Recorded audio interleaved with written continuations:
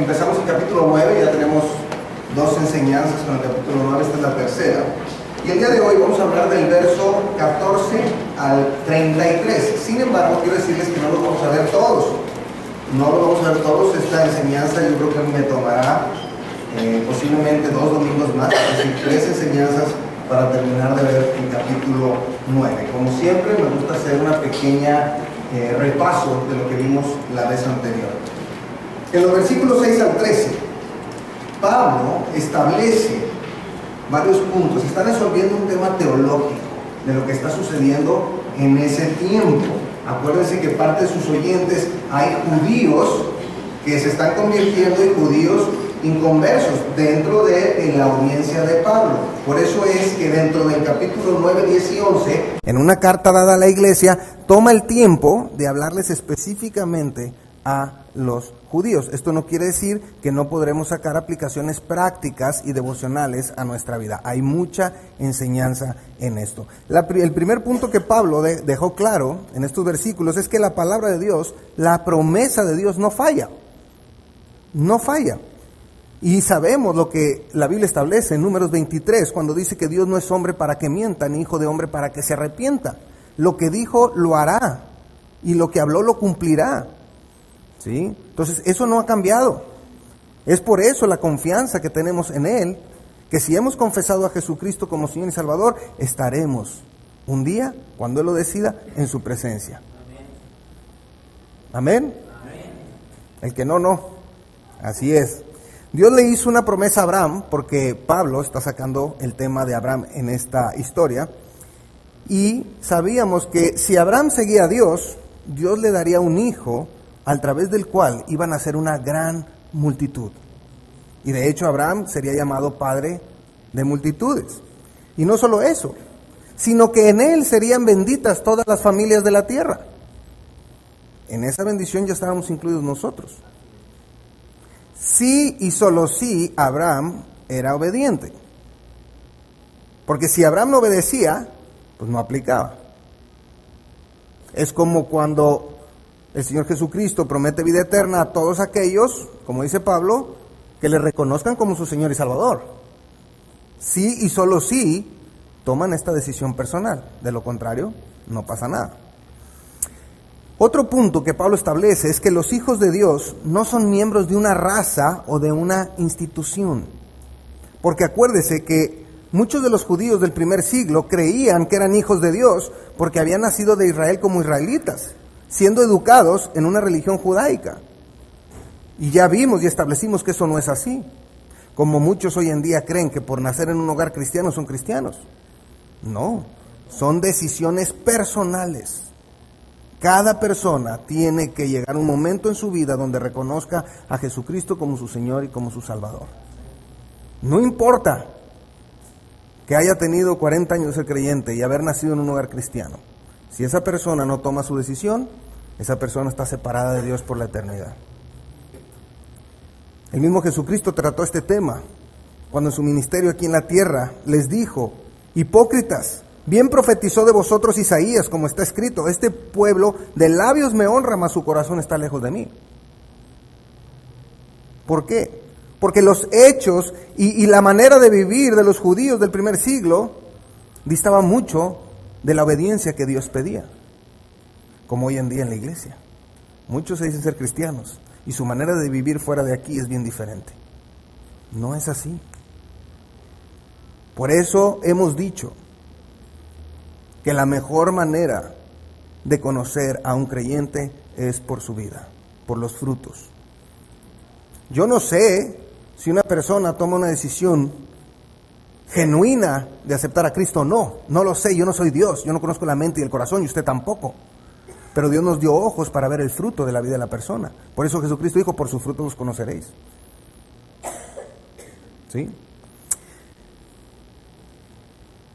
El verdadero cristiano no solo se reconoce por su manera de hablar, sino por su manera de pensar y de actuar.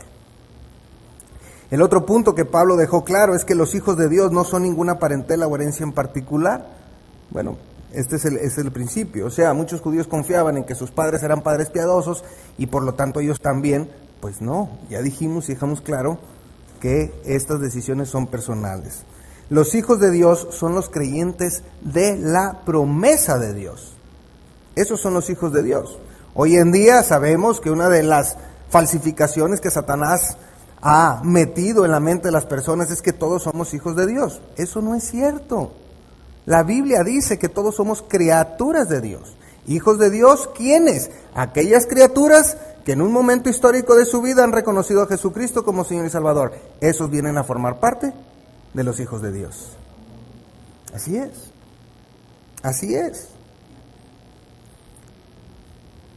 Cuando Dios le prometió a Abraham un hijo con Sara su mujer, Sara y él, en su afán de buscar esa promesa de Dios, no confiaron en Dios. ¿Por qué? Pues sabemos la historia. Sara le dice, no hombre, pues yo ya no puedo tener hijos, soy estéril, ya estoy avanzada de edad, pues aquí está Agar, mi mujer. Digo tú, mi sierva. Y Abraham dijo, pues órale.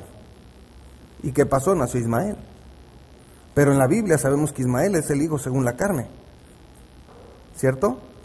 Y luego Dios habla con Abraham y dice, Abraham, ¿qué estás haciendo? Yo no te dije, nunca te dije eso. ¿Cómo crees que dentro de una promesa yo te voy a mandar a hacer una cosa como esas? Claro que no, el hijo era con tu mujer. Y entonces 13 años después viene Isaac, el hijo de la promesa. De donde viene Jacob, de donde viene toda la nación de Israel. Pero fíjense cómo hoy en día ya dijimos que Ismael representa a todos aquellos que quieren buscar la salvación por sus obras.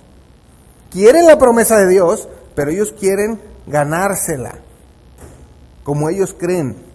No, Señor, hay que confiar en Dios, hay que tener fe en lo que la palabra de Dios establece. También, otro punto importante es que muchas veces, así como actuó Abraham y Sara, muchos creyentes de pronto actúan de la misma manera. ¿En qué sentido? Empiezan a tomar decisiones que no tienen nada que ver con la voluntad de Dios, pensando en que Dios los mandó a hacer eso. Eso tampoco es. Dios nunca va a actuar en contra de su propia palabra y de su voluntad. Pero a veces nosotros le ponemos, Dios me habló. Pues qué raro que todas las circunstancias alrededor dicen lo contrario. ¿Por qué? Porque simplemente estás actuando diferente a lo que la Biblia establece. Entonces no digas que Dios te habló. Te estás dejando llevar por tus emociones y por tus deseos y por lo que tú crees y piensas. O por tu experiencia, pero no por lo que la palabra de Dios dice. La única diferencia que hay en una iglesia que se predica la palabra de Dios con respecto a otras es que nosotros nos regimos estrictamente por lo que Dios dice. Es decir, la Biblia es nuestra regla de fe y práctica. Ese es el principio. No se trata de lo que yo pienso o de lo que usted piensa, ¿qué Dios dice? Eso es. El día de hoy, Romanos 9:14 dice, ¿qué pues diremos? ¿Que hay injusticia en Dios? En ninguna manera. Pues a Moisés dice, tendré misericordia del que yo tenga misericordia y me compadeceré del que yo me compadezca. Así que no depende del que quiere ni del que corre, sino de Dios que tiene misericordia. El día de hoy yo titulé esta enseñanza, el derecho de Dios. ¿Por qué el derecho de Dios? Porque Dios tiene el derecho de ser misericordioso y justo. Y nosotros no tenemos ningún derecho de cuestionar su voluntad y sus decisiones. Porque acuérdense lo que está pasando aquí. Pablo está hablando a una audiencia judía y está tratando el asunto de por qué Israel ha sido desechado y los gentiles tomaron el lugar de bendición. Entonces Pablo siempre se adelanta a lo que la audiencia pudiera estar pensando. Y por eso les está diciendo, ojo, Dios no es injusto.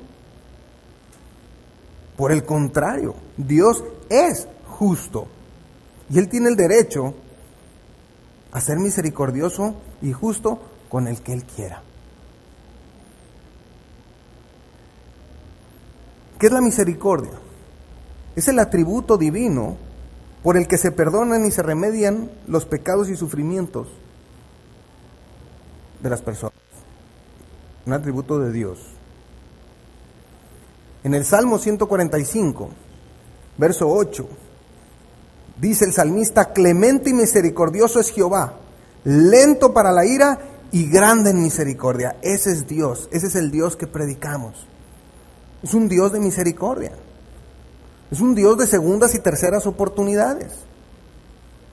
¿No ha experimentado usted eso?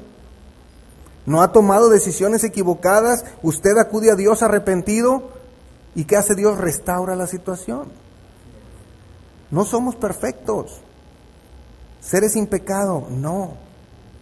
Somos seres perdonados. Pablo es lo que les está diciendo. Si Dios decide mostrar misericordia a un hombre, Él tiene derecho de hacerlo, aun cuando los hombres no la merezcan. Platicaba recientemente con una persona, estaba testificándole, y me decía: pero, ¿qué de un criminal que ha matado a varias gente y resulta que en la cárcel reconoce a Jesucristo como Señor y Salvador? ¿Dios lo va a perdonar? Sí, por supuesto. ¿Cómo? Bueno, es lo mismo. O sea, Dios tiene el derecho de ser misericordioso con quien Él quiera, y no depende de nosotros. Ahora, las consecuencias de su pecado Dios no se las va a quitar, y posiblemente pasará cadena perpetua.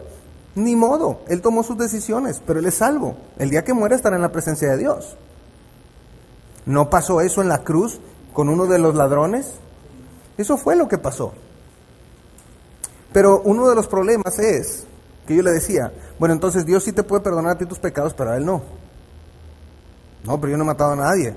La Biblia dice que con el pensamiento podemos ser igual de criminales que Él. Entonces, ¿cómo le hacemos? ¿Que a ti no te perdone y a Él sí? ¿O que los perdone a los dos? No, pues que nos perdone a todos, ¿no? Bueno, ese es el principio. Pablo cita un pasaje cuando dice: tendré misericordia del que yo tenga misericordia y me compadeceré del que yo me compadezca. Está citando Éxodo 33:19, cuando está Dios hablando con Moisés. No lo busquen. Pero lo que es interesante es en qué momento Dios cita estas palabras. ¿Qué era lo que había pasado en el capítulo anterior? Lo que había pasado en el capítulo anterior de Éxodo es nada más y nada menos que el pueblo adorando un becerro de oro. La idolatría.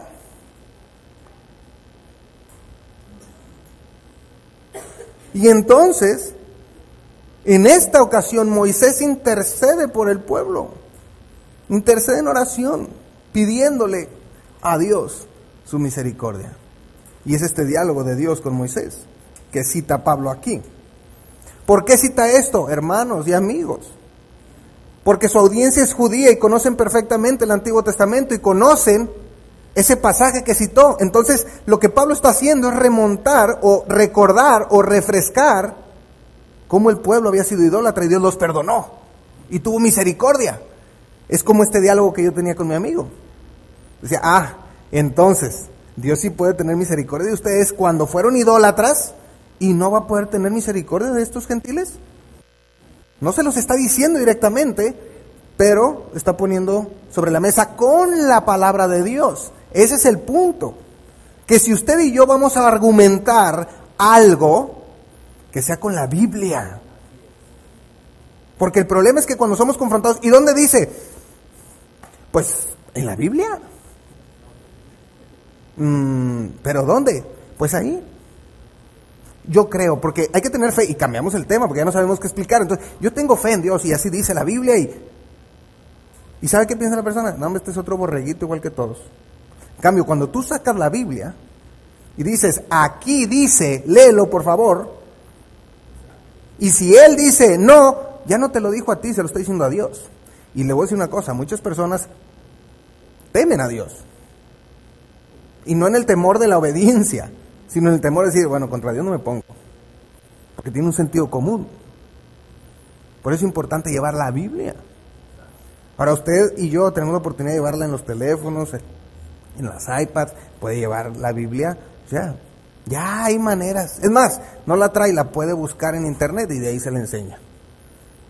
Hay que aprovechar la tecnología.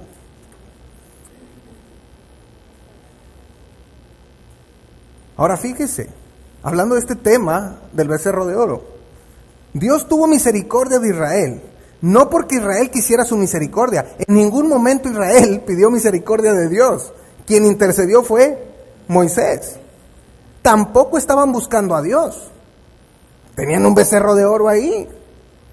Y Aarón, el que debería de guiarlos, fue el que se los hizo. Y todavía les dijo, ahí están tus dioses.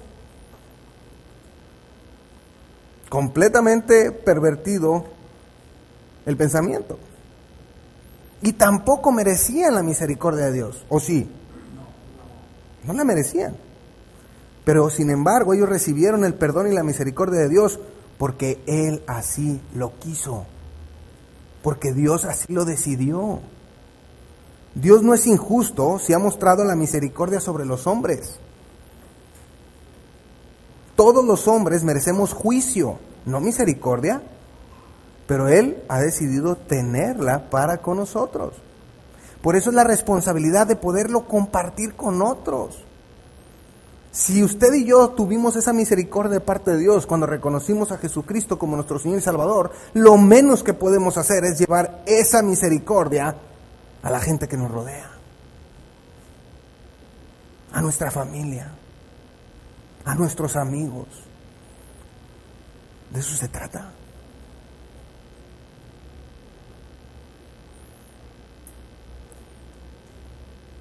En Lamentaciones 3, 22, 23 dice, por la misericordia de Jehová no hemos sido consumidos, porque nunca decayeron sus misericordias. Nuevas son cada mañana, grande es tu fidelidad.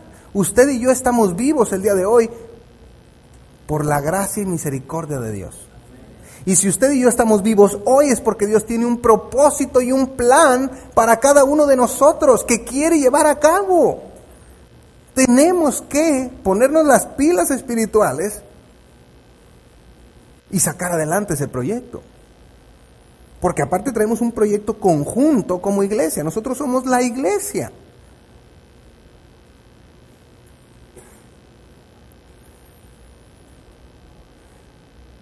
Pablo lo que está dejando claro es que si Dios ha tenido misericordia de los gentiles y los ha considerado como el agente misionero en este mundo, es porque Él tiene el derecho de hacerlo. Y luego en el verso 17 de Romanos 9, fíjense, esto es bien interesante, yo creo que van a salir se van a aclarar muchas dudas. Porque la Escritura dice a Faraón, para esto mismo te he levantado, para mostrar en ti mi poder y para que mi nombre sea anunciado por toda la tierra. La Escritura dice que Dios levantó a Faraón. Es decir, esto quiere decir que Dios permitió que Faraón apareciera en el escenario de la historia mundial. Si Dios no ha querido, Faraón no aparece. ¿Están de acuerdo? ¿Sí? La Biblia dice en Romanos capítulo 13, porque no hay autoridad sino de parte de Dios, y las que hay por Dios han sido establecidas. ¿Estamos de acuerdo con eso?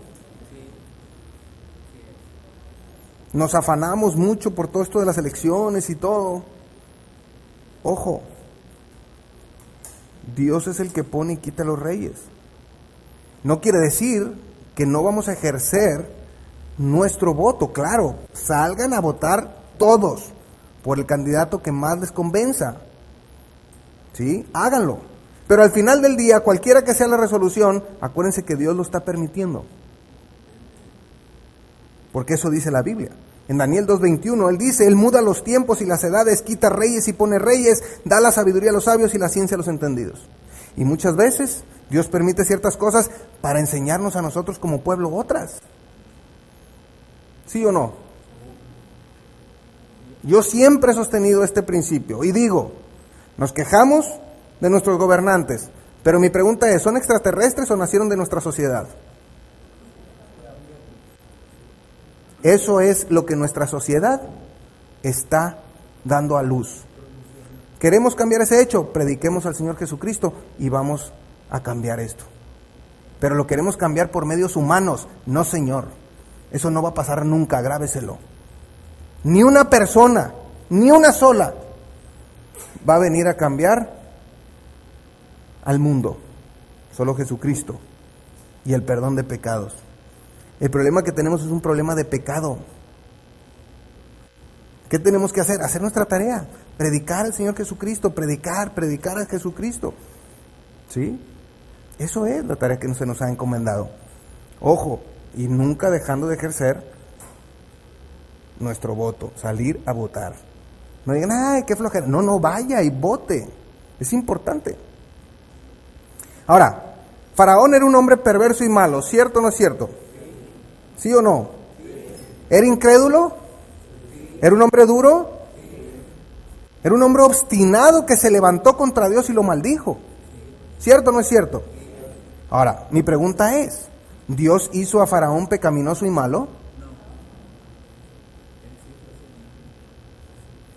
La Biblia dice en Eclesiastés 7:29, he aquí, solamente esto he hallado, que Dios hizo al hombre recto, pero ellos buscaron muchas perversiones.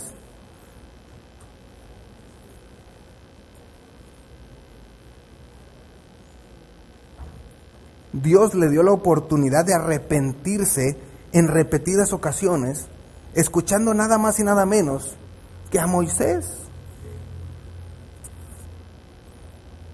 Dios le envió el mensajero. Faraón se negó a escuchar.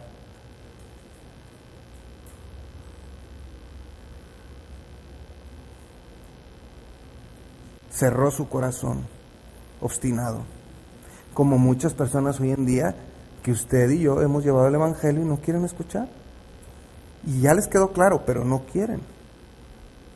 No quieren. ¿Por qué? Porque muchas veces no quieren cambiar su manera de vivir. Porque implican que ser un seguidor de Jesucristo implica cambios radicales. Ellos no quieren.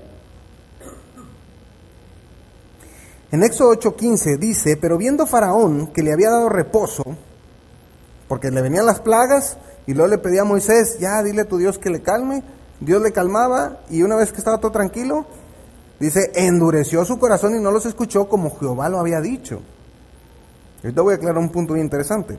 En Éxodo 9:34-35 dice, y viendo Faraón que la lluvia había cesado y el granizo y los truenos, se obstinó en pecar y endureció su corazón, él y sus siervos. Y el corazón de Faraón se endureció y no dejó ir a los hijos de Israel, como Jehová lo había dicho por medio de Moisés.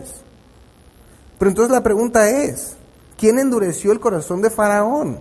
Porque estoy seguro que ustedes han pasado por pasajes donde dice, como Éxodo 4:21, y dijo Jehová a Moisés, cuando hayas vuelto a Egipto, mira que hagas delante de Faraón todas las maravillas que he puesto en tu mano, pero yo endureceré su corazón, de modo que no dejaré ir al pueblo. Y ahí es donde de pronto entran algunas dudas. Porque, bueno, entonces, ¿quién fue?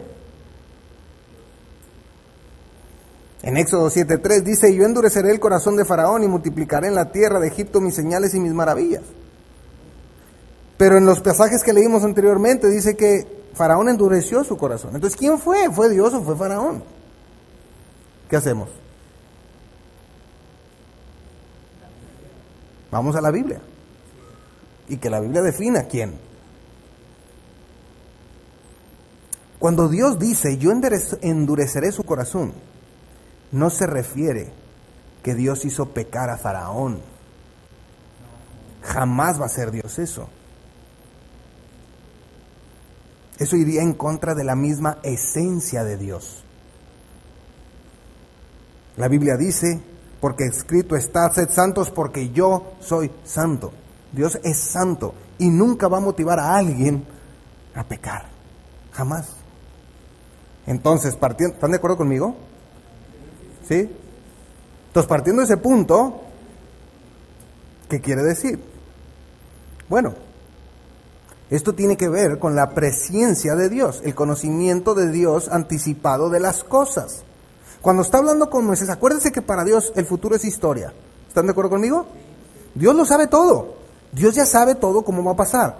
Pero el que sepa cómo van a pasar las cosas no quiere decir que Él intervenga para que pasen.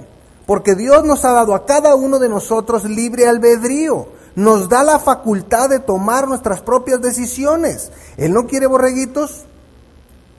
Él lo que quiere es gente pensante, que razone y que tome sus decisiones por voluntad propia. Lo que Dios hace es, como lo hemos visto en repetidas ocasiones, pone el bien, pone el mal y dice, tú decide qué camino quieres. Lo único que te quiero decir es que cualquier camino que tú decidas, acuérdate que como quiera al final vamos a tener una platiquita tú y yo. Es decir, vas a venir a darme cuentas por tus decisiones. Hay quien dice, no me importa, y toma el camino de la desobediencia. Está bien. Y a lo mejor se la pueden pasar, entre comillas, muy divertidos. Pero llegará el momento donde eso no les va a causar risa. Y se van a lamentar. Pero el problema es que ya no va a haber tiempo para arrepentirse. Ya es muy tarde. Y va a haber otros que decimos, no, a ver, a mí échame la Biblia, échame tus promesas, y si tú dices así, así me voy. Y quiero seguirte. Y a veces eso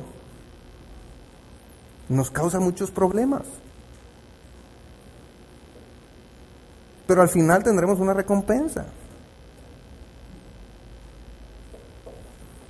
Hablando en términos humanos, ¿cómo vivía mejor Pablo? Cuando era, términos humanos, no sean tan espirituales ahorita, por favor. ¿Cómo vivía mejor Pablo? ¿Cuando era Saulo o cuando era Pablo? Pues él estaba con los reyes y estaba en la élite y todo. Pero cuando se convirtió en un seguidor de Jesucristo, que azotes, naufragios, apedreado. Ajá. Nada más que si se quedaba como Saulo, posiblemente iba a ser el segundo después de Satanás. Y como Pablo, pues tendrá un lugar muy honroso en el cielo. ¿Cierto o no es cierto? Entonces, tenemos que ser visionarios. O nos enfocamos aquí en 80 años, o nos enfocamos en la eternidad. Si usted es un hombre o una mujer de visión, pensará futuro.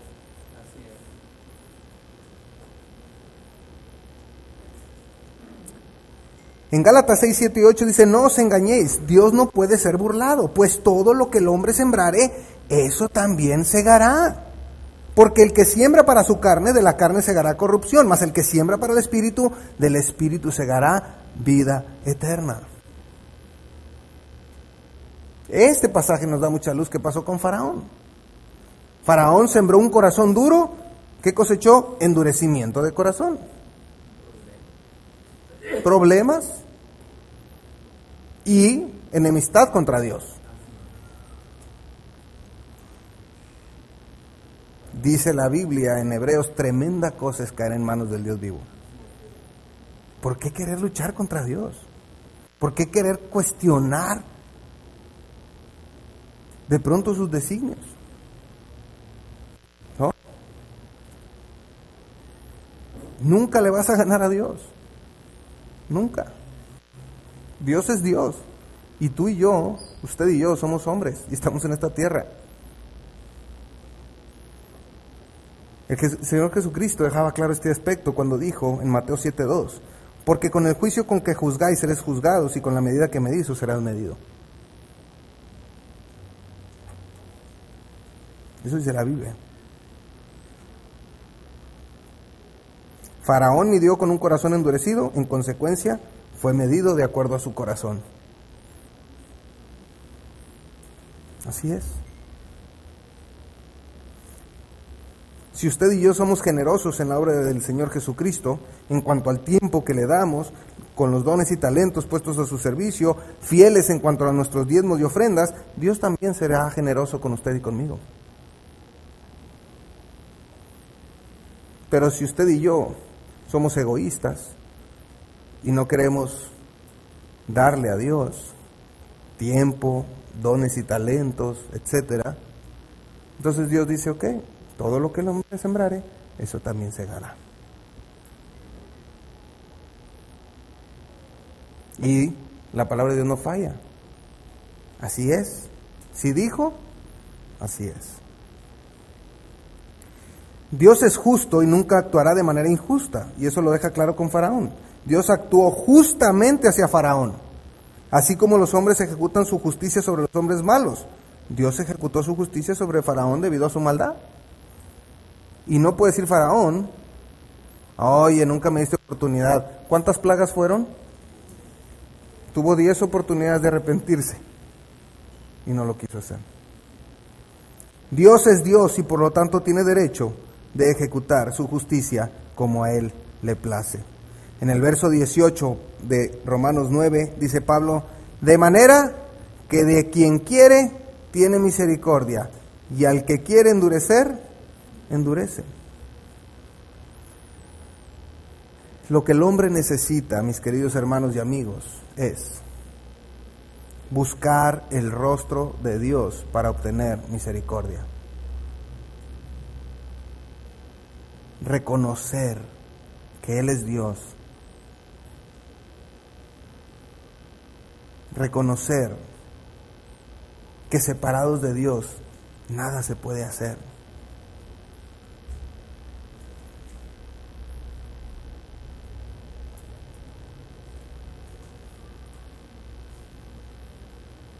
Si usted está aquí por primera vez y nunca ha tenido un encuentro de amor con el Señor Jesucristo, si nunca le ha reconocido como Señor y Salvador, eso es lo que Dios quiere el día de hoy.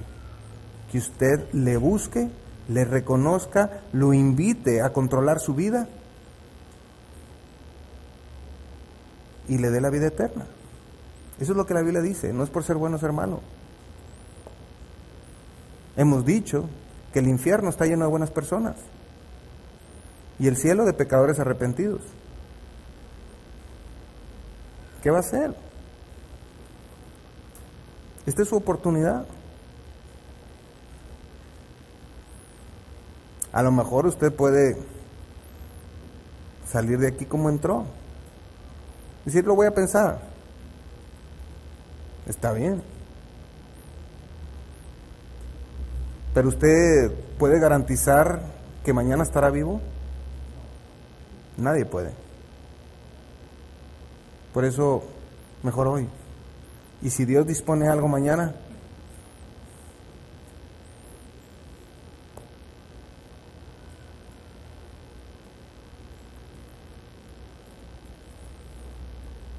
dice la palabra de Dios en Isaías 55:7, deje el impío su camino y el hombre inicuo sus pensamientos y vuélvase a Jehová, a Dios, el cual tendrá de él misericordia, y al Dios nuestro, el cual será amplio en perdonar.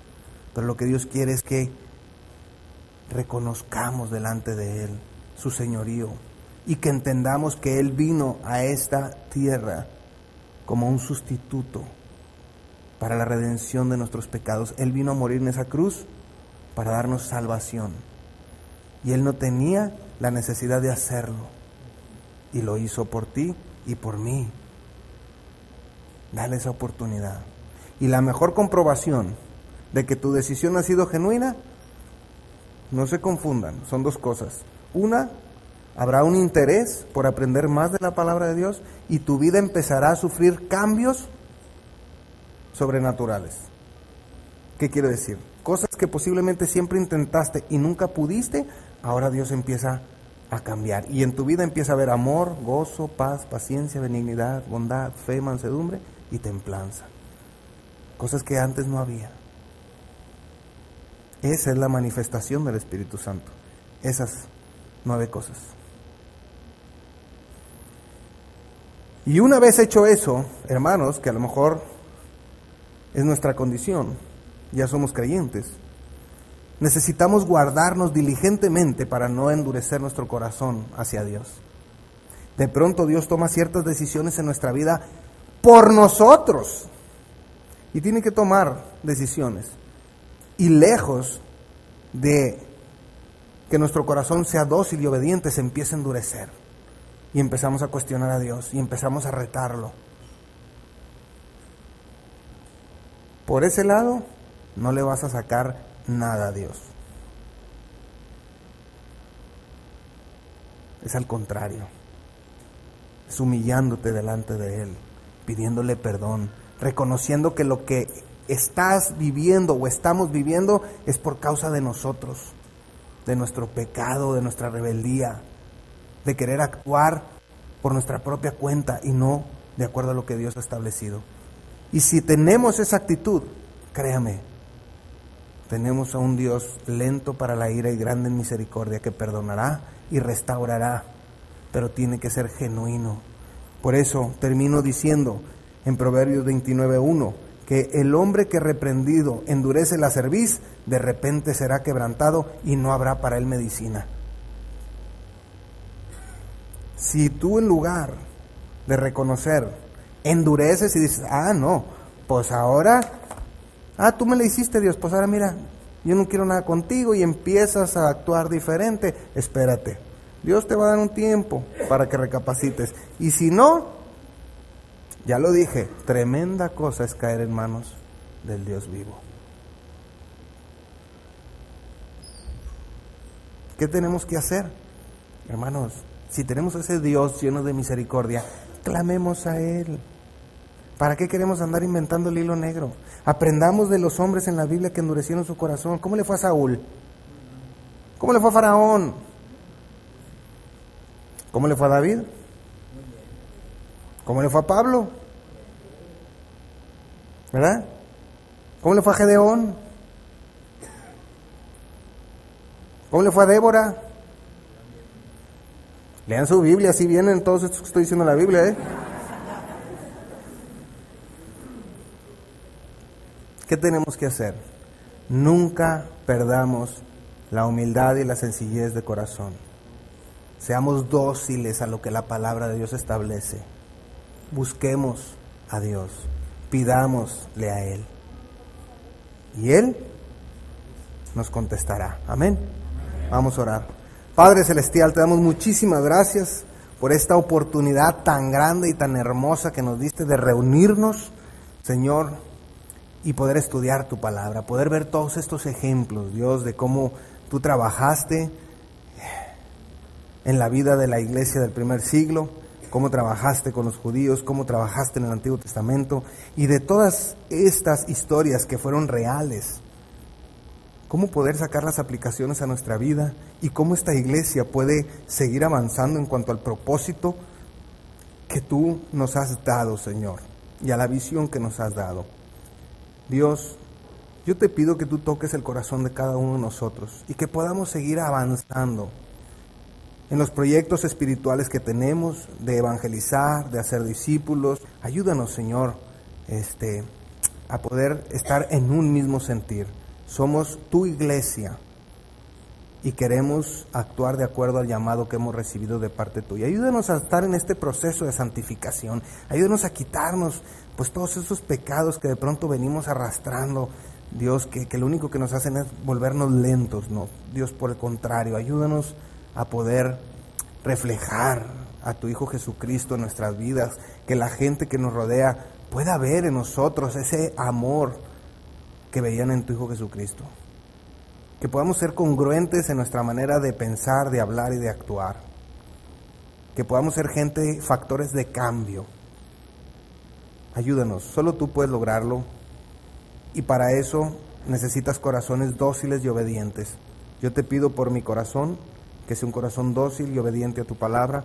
Te pido por el corazón de mis hermanos que los sensibilices, Señor, para que puedan trabajar de la misma manera y en un mismo sentir, como un solo cuerpo, seguir avanzando, Señor. Sigue trabajando con nosotros, Dios. Bendice diezmos y ofrendas que se han de levantar en Cristo Jesús. Amén y amén.